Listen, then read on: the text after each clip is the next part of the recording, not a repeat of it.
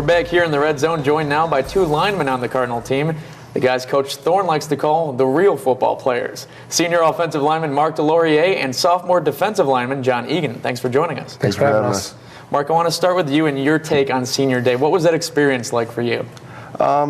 It was kind of emotional, I guess, just because it could possibly be our last time playing at Benedict Worley, but it was also a lot of fun playing with the guys that I've been with for 4 years, a lot of my great friends. So I just tried to block that out and really just play football and have fun like I do every week.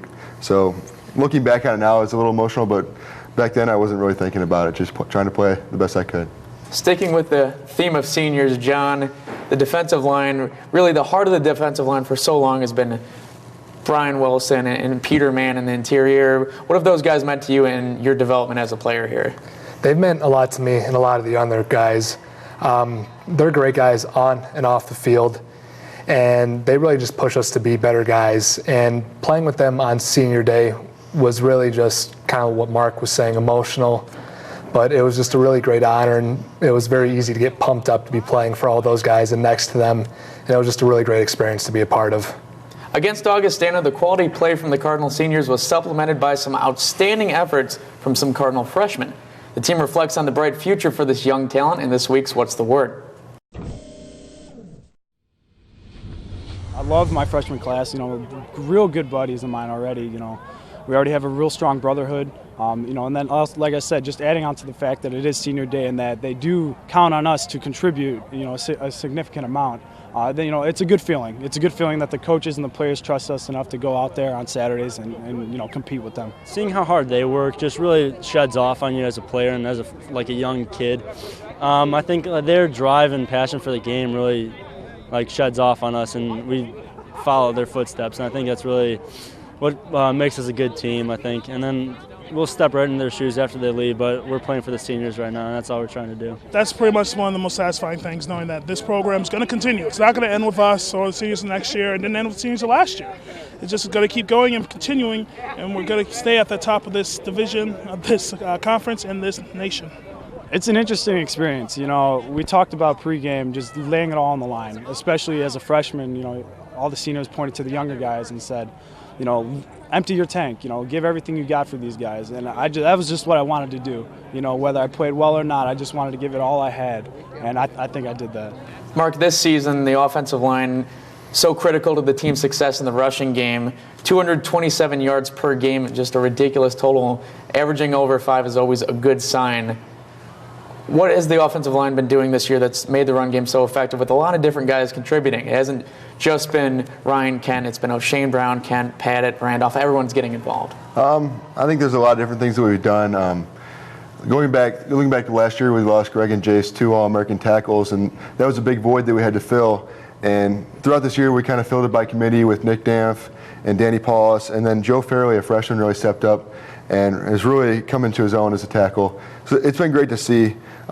It's just a lot of the seniors we've been playing together for a long time, so we have a blast together, and we're really trying to make this the best we can. And we know how we're great friends, and we know how what each other's going to do. So it's great to see. And also, last year we had Coach Kirkpatrick as our only coach. He did a wonderful job as a 23-year-old as an offensive line coach. But this year we have Coach Kirkpatrick, Coach Wilson, and Coach Werkheiser. So 3 coaches.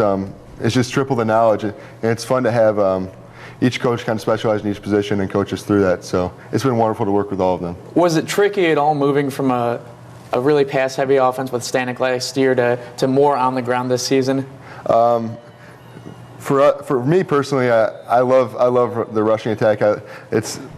Pass protection is harder for me, but I don't think it's tricky at all. Coach Jeff really has set it up so he gives the best game plan every week. So last year to this year, it doesn't really matter. We're just going to go out and try and execute what we're taught. To the Elmhurst game, John, what's their biggest strength? I know we talked a little about their running back. What do you have to focus on going up against the Blue Jays? We definitely just have to be assignment and key sound. They have a great offensive line.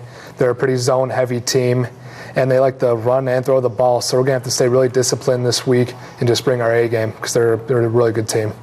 Is there pressure to get a statement win and try to win by 3 or 4 scores and make the decision a little either tougher or easier based on where the committee stands right now in earning you guys a playoff spot? I think right now our focus is just playing to our potential and just playing Cardinal football right now. So whether that means winning by 5 or 6 touchdowns or just winning in general, we're just going to come out there and just play our best football possible. Marc, I know it's tough because it's out of your hands a little bit. If this game ends up being your final one in a Cardinal uniform, what's your goal and what do you want to leave out there on the field? We've always talked about throughout the season to take it week by week and just try and get a W every week. So this week, and I thought about that last night when I was going to bed, but this week I really just want to do my best like I do every week and prepare for Elmhurst just as all the seniors do. And we're all going to leave it out on the field like we do every week. And if it's the last time, we'll be proud of it and enjoy it and really strive for that W. So I'm not going to think about it, and I know the other seniors aren't. We're just going to go out there and try and get a team win. I love getting players' takes on this, and I want to hear from both of you on this question. What's it been like playing for Coach Thorne, especially in his final season as head coach? It's been an amazing experience. It's changed me as a person. I would say I've really developed as a football player, but even more as a man. And Coach Thorne always preaches his philosophy in family, faith, academics, and then football. And I've really bought into it, and I know all of the athletes have. So playing for Coach Thorne has changed me, and I can't express how much I'm grateful for that. Yeah, definitely. Going off of what Marc said, I transferred here back in January 2013, and just being accepted into the Cardinal program with Coach Thorne and all the other coaches developed me into a man that I never knew I could become, and I'm continuing to grow on and off the field. So I'm just really blessed to have this opportunity and just to be a part of this program, and I'm really looking forward to see what else it holds. Thank you both for sharing your thoughts with us. We really appreciate you stopping on the Red Zone this week. Thank you very much. Appreciate it.